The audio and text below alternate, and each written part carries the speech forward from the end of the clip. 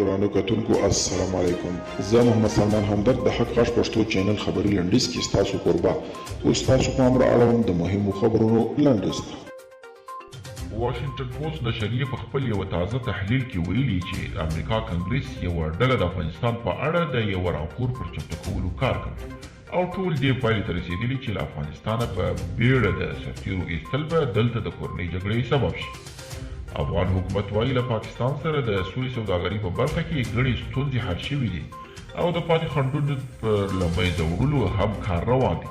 د افغانستان سوداګر او صنعت وزارت وایي چې افغان سوداګرو دوی ته 21 ستونزې په ګوته کړي وي او دوی یې بریالي شوي چې ډېرې ستونزې یې له منځه یوسي. اروپایي ټولنه وایي په افغانستان کې د تاوتریخوالي اوسنۍ کچه د منلو نه ده. د افغانستان لپاره د اروپایي ټولنې ځانګړي استازي رونالډ کوبیا ویلي چې د دوی مرستې د سولې په برخه کې له پرمختګونو سره مشروطې دي او په خبره اوسنۍ وضعیت او تاوتریخوالي هیڅ چاته د منلو نه دي. د امریکا د دفاع وزارت سرپرست وزیر منځني ختیځ تللی دی. د رسنیو د راپورونو له مخې هغه به په منځني ختیځ کې د ځینو هیوادونو له مشرانو سره ګوري او ترڅنګ یې له خپلو نظامي اډو لیدنه هم کوي.